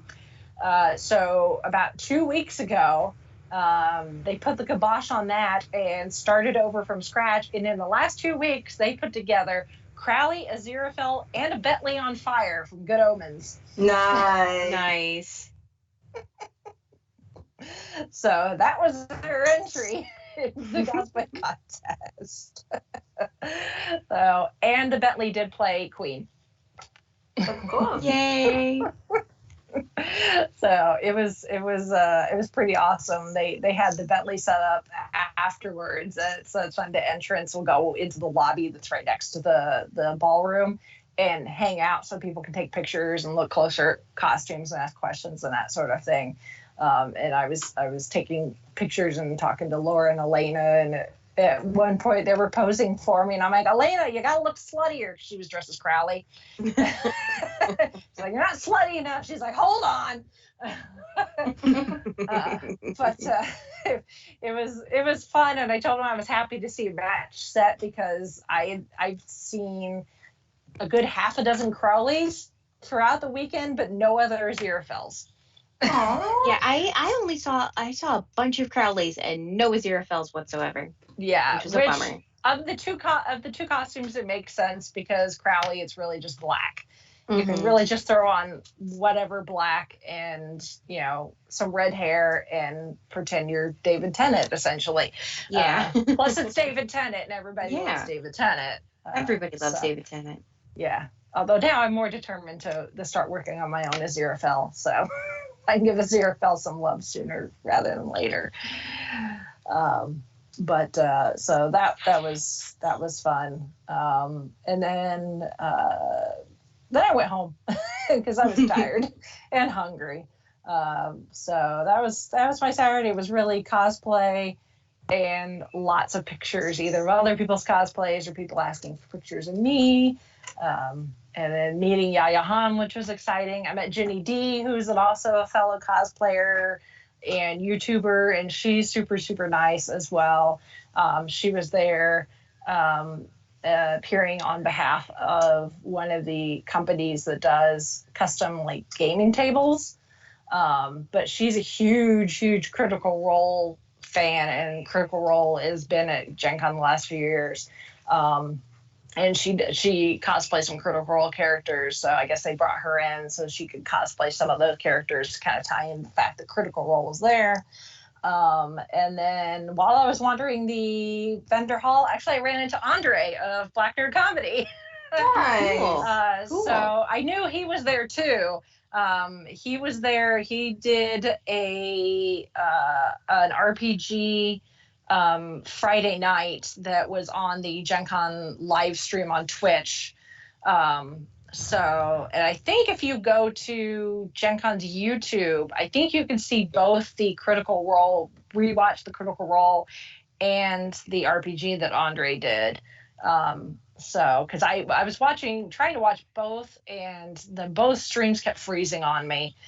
So I ended up having to give up, which kind of sucked because it was fun watching Andre. I was like, I know him. But he didn't have like a booth or anything that he was really hanging out at. They just brought him in so he could do that RPG, among other things. And so he was just wandering around, and I happened to see him. So I went up to him and tapped him on the shoulder and said hi, and asked him how he was enjoying Gen Con, because this was his first Gen Con. Obviously not his first visit to Indianapolis, because he was here for PopCon a couple of years ago. But this was his first Gen Con, and the poor guy, I know he was trying to be nice talking to me, but I could just tell, because he had done I don't know how late the live stream went last night, but I could tell he was tired, and his voice was rough from doing the RPG, I'm sure. So I didn't want to keep him too long and have him talking too long, but it was nice to say hi again, and get a picture with him and that sort of thing. So Saturday was a long day. It was exhausting, but it was so much fun. Yay. I was so glad to be cosplaying again. I'm glad I only did it the one day, but it was really fun to be cosplaying again. Mm-hmm. It had been a long time. So, and you were in a corset all day. Oh yeah, I was in a corset all day for the LARP that I helped run.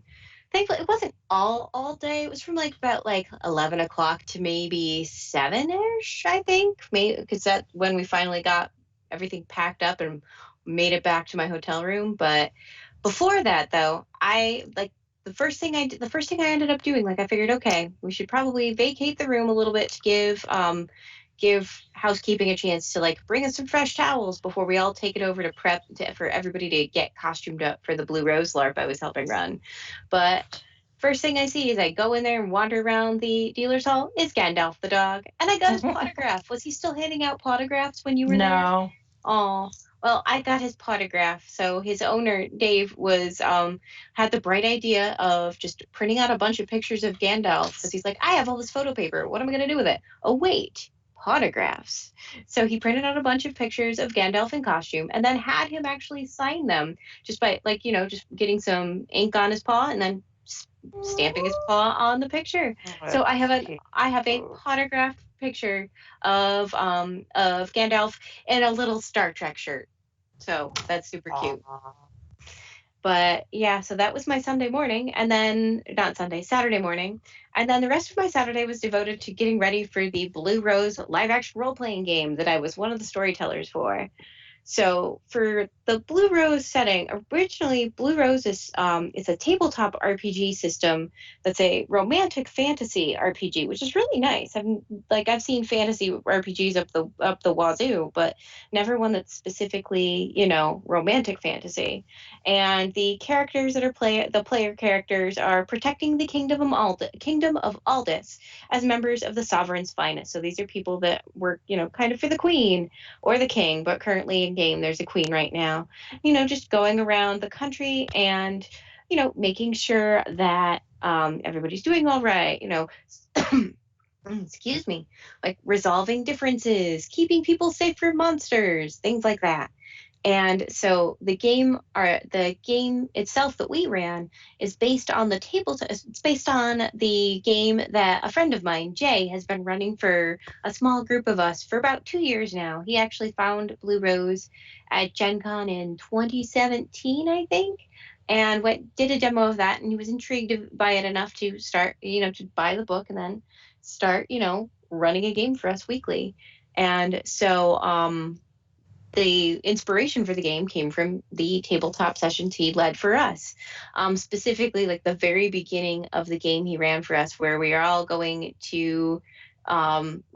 off at this academy learning how to become envoys in the Sovereign's Finest. So pretty much it's like, we joked that it's kind of like going to Hogwarts, but with less wand magic and more I don't know, more psychic animals, because that's the thing that exists in this system is psychic animals that can like talk to other humans via psychic connections and do magic. It's really cool. We have in our group, we have, for example, a psychic cat. My friend Cassie plays a psychic cat, and it's awesome. But anyhow, all of us from that tabletop game group acted as storytellers. So it's myself, my friend Cassie, my friend Catherine, and my friend Herb, and then Jay. So the 5 of us were storytellers for this game, and we were playing our characters from our tabletop group, which was actually a lot of fun because it gave me the chance to, breathe a little more life into a character that I typically just just sit around and play as a tabletop character. So the game had players starting out as students learning to be envoys in the Sovereign's Finest. So we wrote up classes. We had players set themselves up in small little groups and like have certain areas of the playing room we were playing in as like their dormitory areas. And it was a lot of fun. We had like history lessons. I was going to do a music history lesson, but we ran out of time. And it also included some elements of mystery, like one of the main plot lines involved players finding notes saying unpleasant things about others, like the butlers steal things from your dorms, so lock your doors or stuff like that. Or one of the ones that like my character got really upset about is Perum, the psychic cat. There was one that says Perum is an egotistical maniac, and my character was like, "What? Perum is the least egotistical." It's the least egotistical person I know, even though Perum's a cat, not a person. Still, Perum is not egotistical at all. My character had a moment about that, but so we were trying to figure out who'd written these notes because nobody recognized the handwriting. But it turned out with a little bit of sleuthing on everybody's part and figuring things out, and a little bit of searching, turns out there was a cursed pen that was making students and others in the academy write these notes about themselves, weirdly enough. So it was a fun plot line to try and figure out, what's going on, how's this, why are these notes showing up? And then they did a magic ritual to get rid of the evil energy in the pen, and then hooray, and then we had a dance. We actually taught people how to do a medieval dance. I think it's a medieval dance called Hole in the Wall. And so almost everybody got to participate in the dance except for myself and my friend Herb. So our characters, who are actually in our tabletop game, our characters are engaged. In that version, we're just like, we're married. It's great. But we just danced together off in a corner because why the heck not? Because we wanted to dance. We're just like, we're going to dance. We're just going to dance. We're going to high school dance, as Herb said. So we just danced off in a corner. But everybody had a lot of fun with it. We all learned a lot as storytellers about what we should include in the game if we do it next year. And because people who played it really enjoyed it too. And I think most everybody wants to come back. I hope everybody wants to come back. And so it was a lot of fun. It went a lot better than the last time I tried to help run a LARP when I had a big nasty anxiety attack beforehand. And I'm like, I can't do this. So I ended up just co-storytelling with somebody. But yeah, no, this went much, much better. And since I was stuck in the LARP for doing LARP things from about we got dressed at about 11, and then noon we started setting up. So I was doing stuff from noon to 6:30. I made Ross take pictures of cosplayers for me because I wasn't going to be able to take any pictures of cosplayers. So I'm like, here, please take pictures of the cosplay parade or any other cosplayers you can find. I will give you credit. So thankfully Ross took lots of pictures for me. But that was pretty much my Saturday. After we got done, we had to go hunt down some food, and every restaurant we went to was like crazy packed. And so we just gave up and went to the mall. I had Taco Bell, and then we went back to my hotel room and decompressed for a little bit. But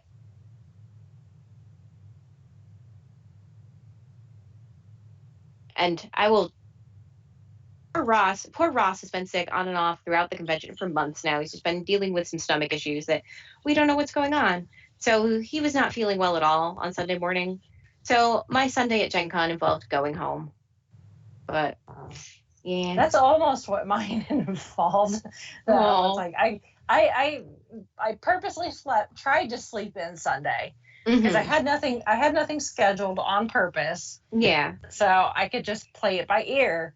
So I was like, well, if I don't have to be anywhere, I can sleep in a little. And my body was apparently like, no, you're going to get up at the same time you've been getting up this entire weekend. Oh boy. My bladder apparently had gotten on a schedule. But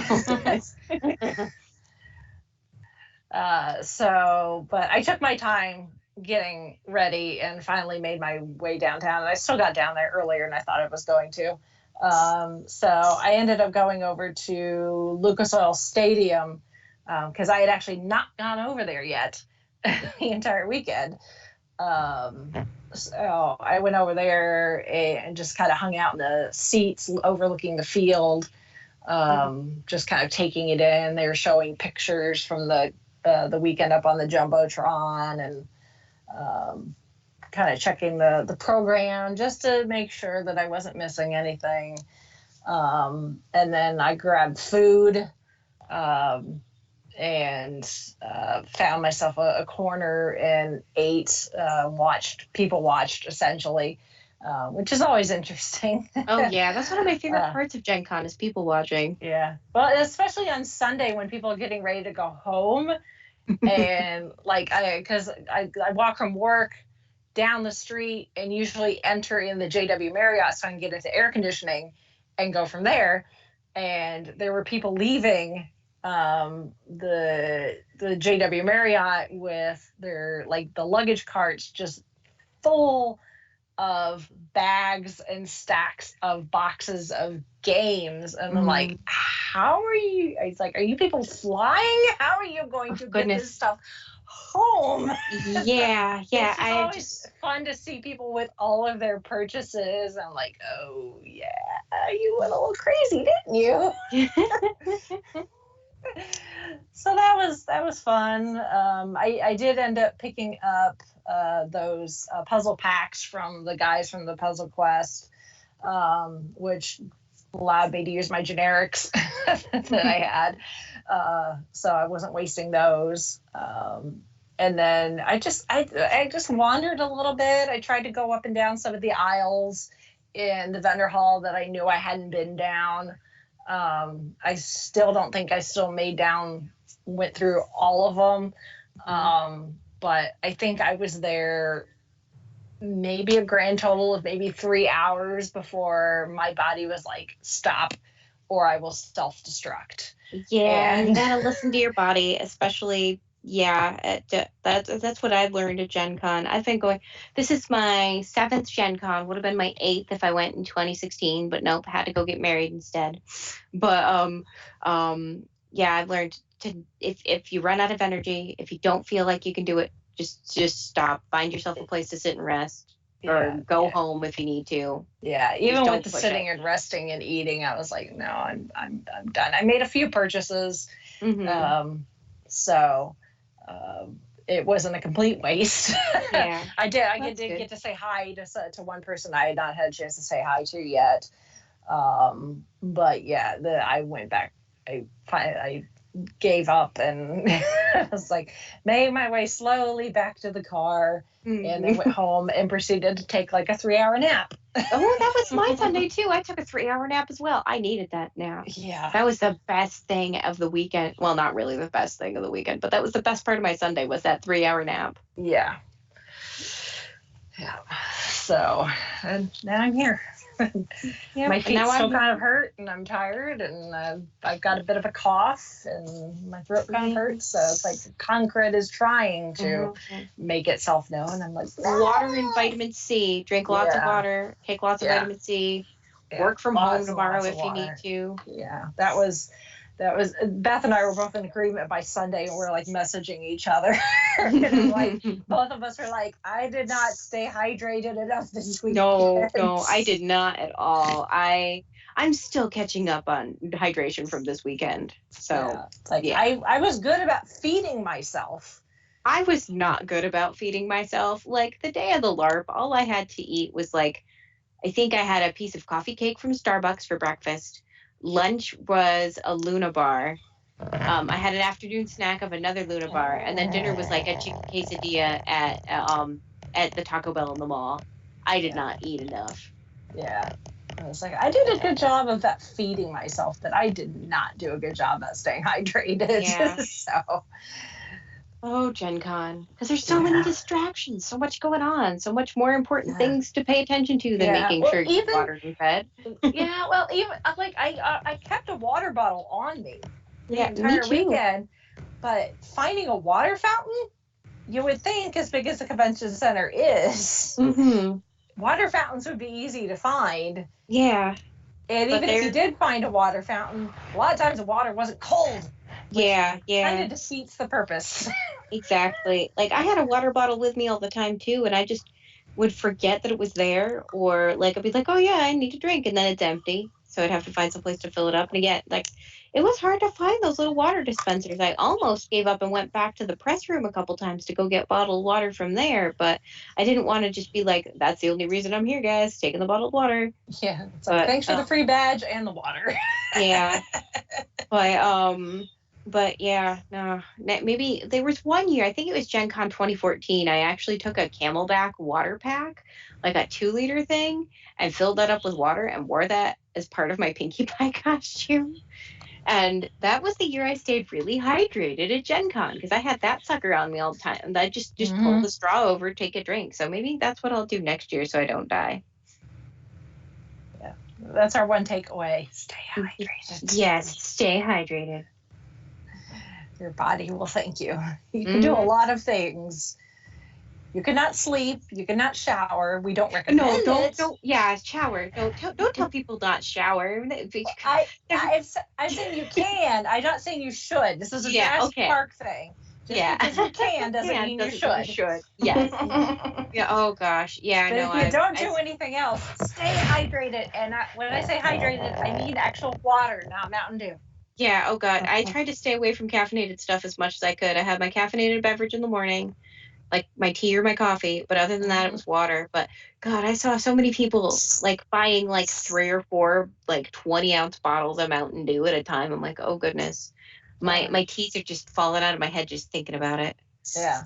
Yeah. Well, I mean, when I was walking over to the JW for a trade day and people were showing up, and you know, the bellhops were helping people unload their vehicles. And once again, I saw someone with a luggage cart, and the bottom of the luggage cart was covered in bottles of soda. And I'm like, that is not healthy. That is not healthy. No, don't do it. No. Water, people. Water. Yes. Water is your friend. It is. It is very much your friend. Oh. But, besides that, any final thoughts from GenCon? Anything maybe change next year? Any suggestions? Well, I was besides roundabouts in the vendor hall? Yeah, roundabouts in the vendor hall. Yeah, I can't think of anything I would change aside from keeping myself hydrated. Like my GenCon this year went really well. I mean, my game went well. I had fun playing games with friends. I bought a lot of games. Yeah, I think it went pretty well. I think the only thing I would do is probably make it more like set more reminders or more obvious reminders to myself to not miss my one ticketed event. Yeah. Because I mean, I have a smartwatch. I had my phone on me, and apparently somehow I missed the buzz that said, "Hey, you've got a thing happening in 15 minutes." So, yeah. So maybe for me, be a little bit more aware of what time it is and where I need to be. Yeah, because funnily enough, there's not a lot of clocks. Yeah, there really isn't. Yeah. The convention center. So Yeah. the vendor hall is kind of like going into a casino where they just want you to forget how long you've been in there and spend all your money you're spending. Yeah. Oh, GenCon. Yeah. So yeah, I mean, other than the not staying hydrated, I'm actually quite pleased with how my scheduling went this year and how I didn't overschedule. It was actually really weird because, granted, it was only for me the second day because trade day, but the first day of like that vendor hall and everything, that I had time to kill. Or I didn't have anything, and I was kind of it took a little getting used to, because I kind of felt like I should be somewhere doing something, because that's the way I've been doing Gen Con. So to actually have free time to not do anything was very strange. Yeah.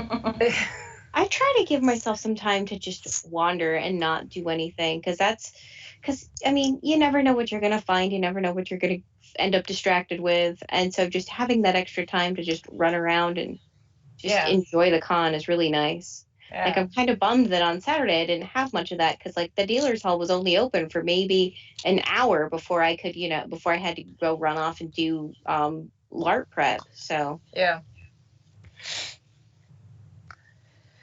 I mean, you can't be everywhere and do everything. You really have to prioritize.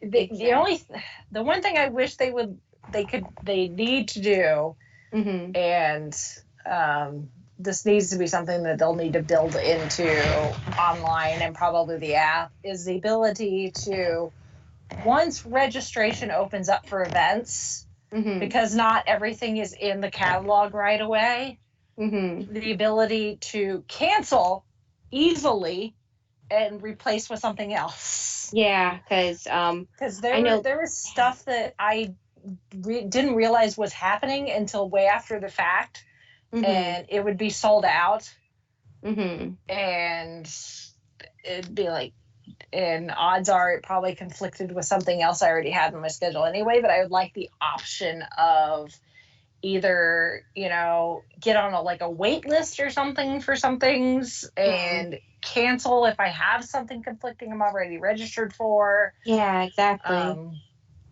So, because there were some things where I'm like, dang it, I wish I'd known that was a thing. I totally would have registered for that. But by then it was too late.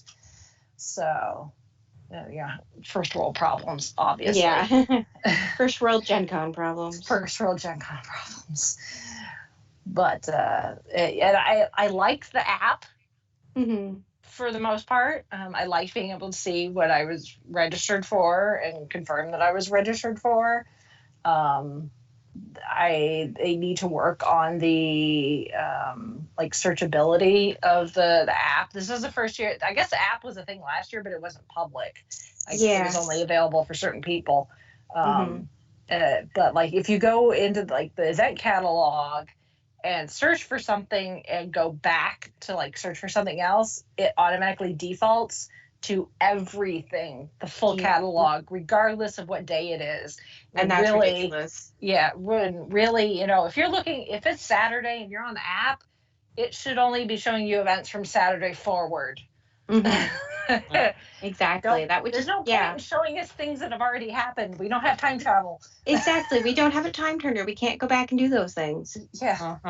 My TARDIS is in the shop. So, and again, being able to, it would be nice if you could register for things with, if you have generics. Because I bought generics there at the event, and I got a receipt emailed to me that shows that I purchased generics as far as my, in my email.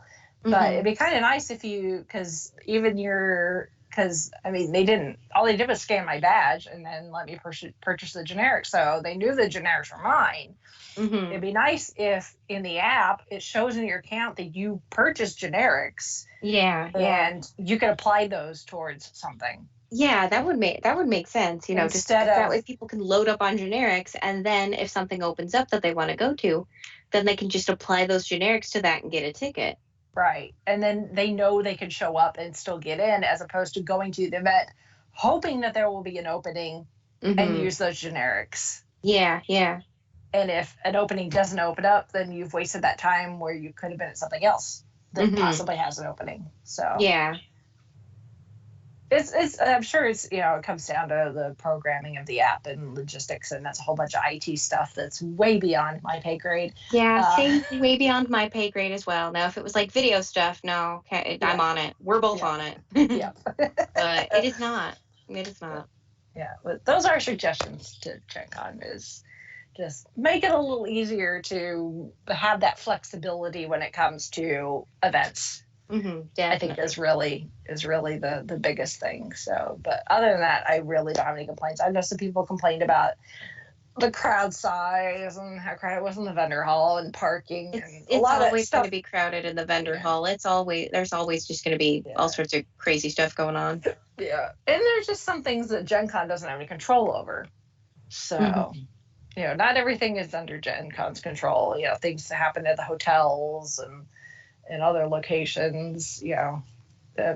I saw the aftermath way after the fact on my walk back to the car on Sunday afternoon, of the person who posted in the fan group of the valet at the JW Marriott backed their car into one of the windows. Oh yeah, I saw that. I'm like, oh goodness, that's painful. There was a guy out doing the repairs on said window as I was leaving. Downtown. So it was like, oh yeah, yep, that's a thing that happened.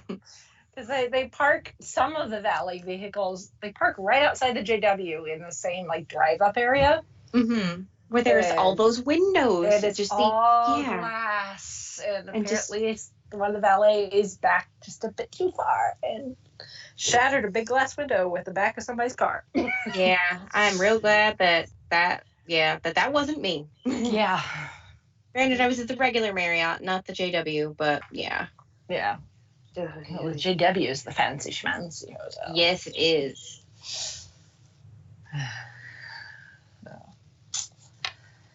All right. Well, that's GenCon. That's GenCon. GenCon 2019. You, me, and 70,000 of our closest friends. Yep. And hey, we survived it. Yes, we did. We may not be feeling all that great right now, but we survived it. Yes. Oh, all right. Well, if any of our listeners also attended GenCon and you have stories you want to tell, did someone back your car into a hotel window? I don't know. If you want to share your stories, you can do that. The easiest way to do that is go to our website, which is the5ishrankles.com. From there, you can find various links to our different social medias and our email, so you can get in touch with us. I will make sure to put links to both Beth's blog, Crafty Nerd, along with links to as many of the games as we've mentioned as possible, and or gaming companies if said game is not yet available, so that you can read up on them and maybe purchase one for yourself and then invite me over for game night. Hey, you want to play the Trapper Keeper game? Let me know. Yeah. We're planning on having game night at some point here at our place too. It's like, I've got all these games, they need to be played. So you can bring them if you want. Okay. Will do. It's a date. And speaking of games that you can play at home, I'll have full details on a separate post, so stay tuned to our different social medias again for that. But we do have stuff to give away. So once again, coming out of GenCon with stuff from gaming companies to give away to our dear listeners. So this year we are going to have 2 bundles, I guess would be the best way to put it, of things. to give away. So I will get the details for that put together, along with how to enter and all of that fun stuff. Since we did hit our 5-year anniversary back in June, would decided in the spirit of Gen Con and all things gaming, it'd be fun to give back to our dear listeners once again with free stuff, because who doesn't love free stuff?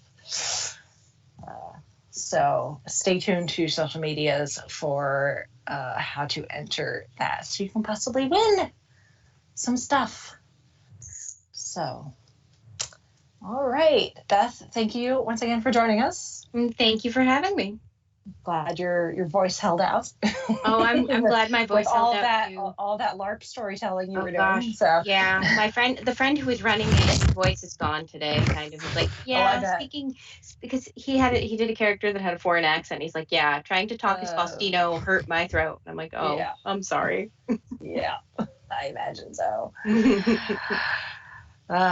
So with that, we shall sign off for this week. This is Brittany and Beth. I'm saying goodnight. This is Sally from Wisconsin saying good evening. And this is Rachel in Indianapolis, Indiana. Mark your calendars. Gen Con next year, July 30th is when it kicks off next year. That's the way the calendar falls. So you can go get in line for Will Call now.